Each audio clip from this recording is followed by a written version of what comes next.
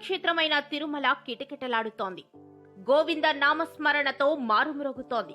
Corona కారణంగా TTD పలు ఆంక్షలు విధించిన సంగతి తెలిసిందే. ప్రస్తుతం వైరస్ అదుపులోకి వస్తుండటంతో టీటీడీ నిబంధనలు ఎత్తివేసింది. దీంతో భక్తులు భారీ సంఖ్యలో తరలివస్తున్నారు. వీకెండ్లో ఈ రష్ ఎక్కువగా ఉంటోంది. దీంతో అలిపిరి వద్ద వాహనాలు భారీ సంఖ్యలో నిలిచిపోతున్నాయి. తనిఖీలు ఆలస్యం అవుతుండటంతో ఈ పరిస్థితి ఏర్పడుతోందని తెలుస్తోంది. తాజాగా 2022 మార్చి 13వ తేదీ ఆదివారం తిరుమలలో భక్తుల రద్దీ పెరిగింది. కలియుగ దైవం శ్రీ వెంకటేశ్వర స్వామి వారిని దర్శించుకోవడానికి భక్తులు పోటెత్తారు. దీంతో అలిపిరి చెక్ పోస్ట్ దగ్గర వాహనాలు బారులు తీరాయి. కరోనా తగ్గుముఖం పట్టడంతో స్వామివారి దర్శనానికి సాధారణ స్థాయిలోనే భక్తులను అనుమతిస్తుంది టీటీడీ. దీంతో ఒక్కసారిగా భక్తుల సంఖ్య పెరిగిపోయింది. శనివారం స్వామివారిని దర్శించుకున్న భక్తుల సంఖ్య 75,000 దాటింది. కరోనా ఆంక్షలు మొదలైన తర్వాత స్వామివారిని ఈ స్థాయిలో భక్తులు దర్శించుకోవడం ఇదే తొలిసారి. ఆదివారం కూడా 80,000 మందికి పైగా శ్రీవారిని దర్శించుకుంటారని అంచనా వేస్తున్నారు టీటీడీ అధికారులు. ఏపీ రాష్ట్రంలో వైసీపీ అధికారంలోకి వచ్చిన తర్వాత అప్పులు మరింతగా పెరిగాయని బీజేపీ నేత పురంధేశ్వరి చెప్పారు. ఆదివారం నాడు విశాఖలో జరిగిన బీజేపీ కార్యకర్తల సమావేశంలో పురంధేశ్వరి ఆమె ప్రసంగించారు. 4 రాష్ట్రాల ఘన విజయం సాధించిన విషయాన్ని ఆమె గుర్తు చేశారు. ఏపీలో కూడా బీజేపీ బలపడాల్సిన అవసరం ఉందని పురంధేశ్వరి చెప్పారు. 5 రాష్ట్రాల ఎన్నికల ఫలితాలు బీజేపీ పాలనకు ప్రజలిచ్చిన తీర్పుగా ఆమె పేర్కొన్నారు. ప్రజలకు ఇచ్చిన హామీలను బీజేపీ ప్రభుత్వాలు అమలు చేయడం వల్లే ఆయా రాష్ట్రాల్లో కమలం విజయం సాధించిందన్నారు. ఏపీ రాష్ట్రంలో వైసీపీ ప్రభుత్వం అధికారం చేపట్టే నాటికి ఉన్న అప్పులు ఇవాల్టికి మరింత రెట్టింపయ్యాయన్నారు. పుట్టబోయే పిల్లలు కూడా అప్పులు చెల్లించాల్సిన పరిస్థితులను జగన్ సర్కార్ తీసుకొచ్చిందని పురంధేశ్వరి విమర్శించారు. రాష్ట్ర ప్రభుత్వానికి అప్పుపై ఉన్న ధ్యాస అభివృద్ధిపై లేదన్నారు. కేంద్రం నిధులు ఆపేస్తే ఏపీలో అభివృద్ధి సాధ్యమా అని ప్రశ్నించారు.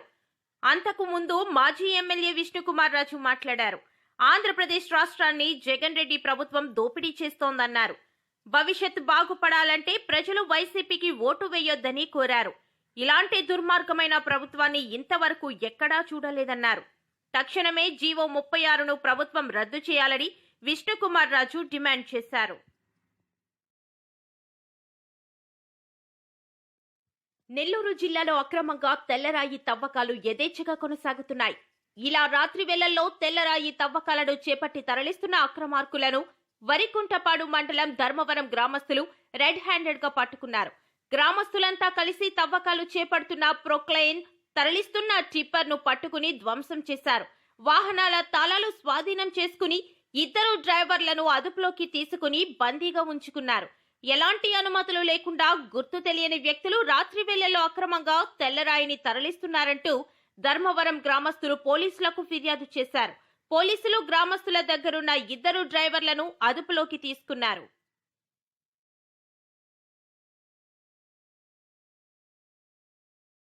విజయవాడలో జనసేన ఫ్లెక్సీల వివాదం కలకలం రేపుతోంది.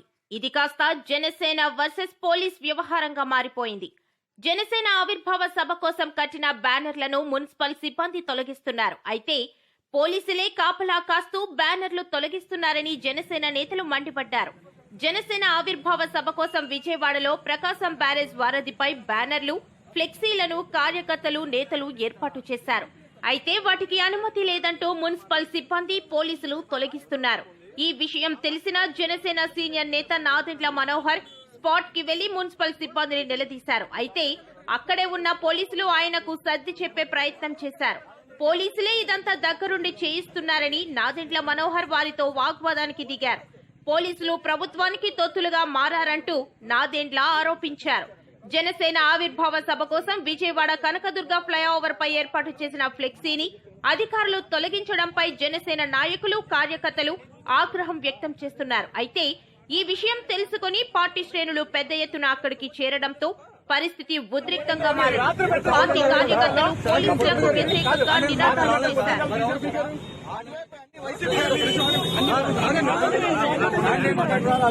పంపించారు సార్, వాళ్ళు వెళ్ళిపోయారు. మీరు సపోర్ట్ ట్రాఫిక్ వైలేషన్ అవ్వకూడదు. ఏ వైలేషన్ అవుతుందండి అక్కడ? ఎక్కడుందా పోలీస్ రండి.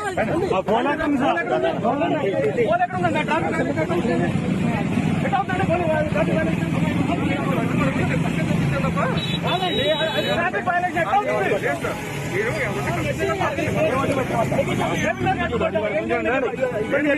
మీరు అడ్డుపడ్డారు వస్తారని లేదా మీరు వస్తారని నేను చెప్పలేదు. ఏ విధంగా మా బ్యానర్ కడితే మీకు ఇబ్బంది వచ్చింది అక్కడ పిల్లలు కట్టుకుంటే?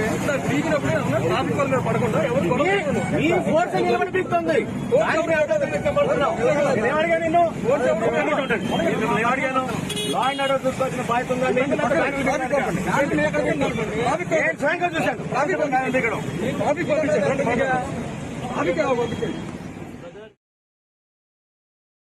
తెలుగు రాష్ట్రాల్లో ఎక్కడో ఒక చోట రోడ్డు ప్రమాదాలు జరుగుతున్నాయి. ఇందుకు నిర్లక్ష్యం, అతివేగం, పరిమితికి మించి ప్రయాణం చేయడం తదితర కారణాలతో నిండు జీవితాలు గాలిలో కలిసిపోతున్నాయి. శుభకార్యం, అశుభకార్యం ఇలా పలు వేడుకలకు వెళుతూ ప్రమాదాల బారిన పడుతున్నారు. తాజాగా ఏపీలో జరిగిన ఓ యాక్సిడెంట్ కొన్ని కుటుంబాల్లో తీవ్ర విషాదాన్ని నింపింది. ఓ కారు కల్వర్టును ఢీకొనడంతో 5గురు మృతి చెందారు. ఇందులో 5 నెలల గర్భవతితో పాటు చిన్నారి ఉండడం అందరినీ కంటతడి పెట్టింది. ఈ ఘటన జగ్గయ్యపేట మండలం వద్ద చోటు చేసుకుంది. వీరంతా అన్నప్రాసన నిమిత్తం వెళ్లారు. జీహెచ్ఎంసీలో పనిచేస్తున్న జోజీ తన మేనకోడలు ప్రిన్సీ అన్నప్రాసన జరుగుతోంది. దీంతో ఈ కార్యక్రమానికి వెళ్లిన జోజీ కుటుంబ సభ్యులు నిర్ణయించారు.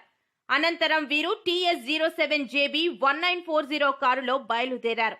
ఏలూరులో అన్నప్రాసన జరుగుతోంది. గౌరవరం వద్ద జాతీయ రహదారిపై వేగంతో ప్రయాణిస్తున్న కారు కల్వర్టును ఢీకొంది.